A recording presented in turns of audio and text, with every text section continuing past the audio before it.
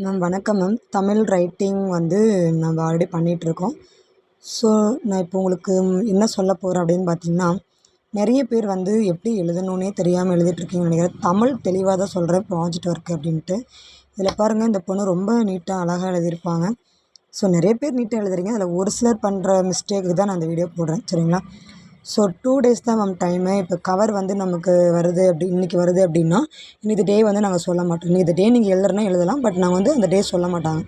ஏன்னா ஆஃப்டர்நூன் மேலே வந்துச்சுன்னா ஆஃப் டே போயிடுது இல்லையா? அதனால் கொடுக்க மாட்டாங்க.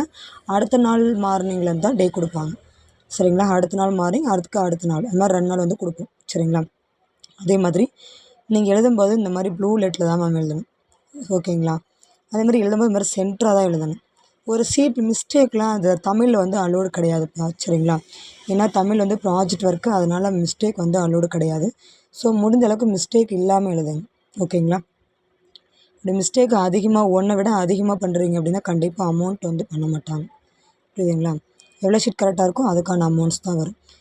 நெக்ஸ்ட் ஒன் பார்த்தீங்கன்னா, இந்த ஒரு சிலர் இந்த மாதிரி லா போடுறது, இது மாதிரி இங்கே தருதுங்களா, இப்படி இந்த மாதிரி போடுங்க. இந்த மாதிரி லைட்டாக கொஞ்சம் இந்த வளைவாக ஸ்டைல் அப்படி ஏற்றுவது அந்த மாதிரிலாம் பண்ணாதீங்க.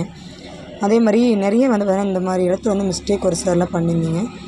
இது பூன்னா இப்படி தான் போடணும், அது ஒரு மாதிரி டிஃப்ரெண்ட்டாக போட்டிருந்தீங்க. நிறைய பேர் நான் பார்த்துருந்தேன். இது எல்லாமே பாருங்கள், நீட்டாக இருக்கும். இந்த மாதிரி தான் எழுதணும், சரிங்களா? ஸோ நமக்கு எப்படி காங்காச்சாவோட எழுத்து அடிப்படைகள் இருக்கோ அந்த மாதிரி தான் நம்ம எழுதணும். ஸோ இவங்க ரொம்ப சூப்பராக பண்ணியிருப்பாங்கப்பா. அவங்க ஃபுல் சீட்டு நல்லா பண்ணியிருக்காங்க பாருங்கள். கையெழுத்துலையுமே நீட்டாக இருக்கும். மற்ற ஒர்க் பண்ணணும். ஸோ எல்லாருமே நல்லா பண்ணுங்கள். 2 டேஸில் தான் பண்ணுறாங்க. நல்லா பண்ணுறவங்க நிறைய பேர் இருக்கீங்க. பண்ணுங்கள், பெஸ்ட்டாக நல்லா பண்ணி நல்லா பேமெண்ட் வாங்குங்க, ஓகேங்களா? ஸோ வேறு டவுட் இருக்குன்னா தயவு செஞ்சு கேளுங்க மேம், சரிங்களா?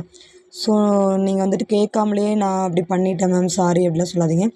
கரெக்டாக 2 டேஸ்னால் 2 டேஸில் கொரியர் போட்டுறணும். நீங்கள் ஒரு நாள் எக்ஸ்ட்ரா எடுத்துக்கிட்டாலும் அதுக்கான அமௌண்ட்ஸ் வராது, புரியுதுங்களா? கரெக்டாக நாங்கள் டேட் கொடுத்துருவோம். ஃபஸ்ட் டைம் நீங்கள் பண்ணுறீங்கன்றதுனால தான் நாங்கள் டேட் கொடுக்குறோம். கவருக்கு வாங்கினதுக்கப்புறம் ஒரு ஃபோட்டோ எடுத்து அனுப்புங்க. ஓப்பன் பண்ணி ஃபோட்டோ எடுத்து அனுப்புனீங்கன்னா நாங்கள் டேட் கரெக்டாக ஃபிக்ஸ் பண்ணி கொடுத்துருவோம். அந்த டேட்டில் கரெக்டாக கொரியர் போகிறதுக்கு என்ன மேம்? ஆனால் ஒரு சிலர் இல்லை மேம் நான் போடலை, எனக்கு தெரியல அப்படின்றீங்க. நம்ம டேட் ஃபிக்ஸ் பண்ணி கொடுத்துமே அப்படி சொல்கிறீங்க அப்படிங்கும்போது கொஞ்சம் ரேர், சரிங்களா?